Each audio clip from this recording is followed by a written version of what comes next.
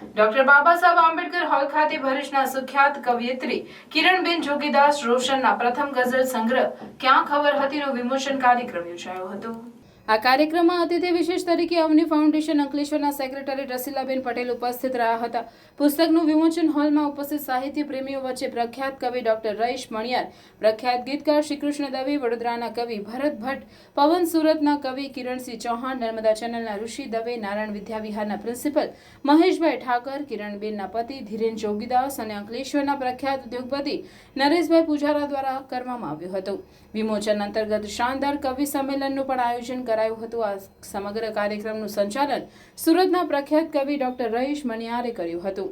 કિરણબેન જોગીદાસના ગઝલ સંગ્રહ વિશે રઈશભાઈ મણિયારે વિશેષ છણાવટ કરી શુભેચ્છા પાઠવી હતી। કિરણબેન જોગીદાસે તેમની લેખન યાત્રા વિશે વાત કરી હતી। કવિ સંમેલનમાં કિરણબેન જોગીદાસે પોતાની ગઝલો રજૂ કરી હતી। કૃષ્ણ દવેએ તેમના ગીતો દ્વારા બધાને મંત્રમુગ્ધ કર્યા હતા। વડોદરાથી પધારેલ ભરત ભટ્ટ પવન દ્વારા અફલાતુન ગઝલો રજૂ થઈ હતી તો કિરણસિંહ ચૌહાણ એમની આગવી શૈલીમાં સુંદર રજૂઆત કરી હતી।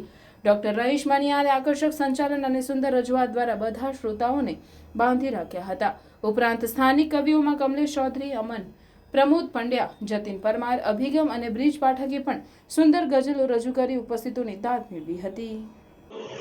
આમ અછતનો પરિચય વર્ષોથી હતો, પણ આ કોરોના કાળમાં કેટલાક અમારા કવિઓને જીવી રહેવા માટે નોર્વે જેવા કેટલાક ગ્રુપ ચાલતા હતા, એમાં કવિતાની પ્રવૃત્તિ સતત ચાલતી હતી। એવું જ એક અમારું ગુપ્તગુરુ ગ્રુપ સક્રિય હતું અને અમે એ મુશ્કેલ દિવસો કવિતાના સહારે પસાર કરી રહ્યા હતા ત્યારે એ ઓનલાઈન ગ્રુપમાં મને એમની કવિતાનો વિશેષ પરિચય થયો।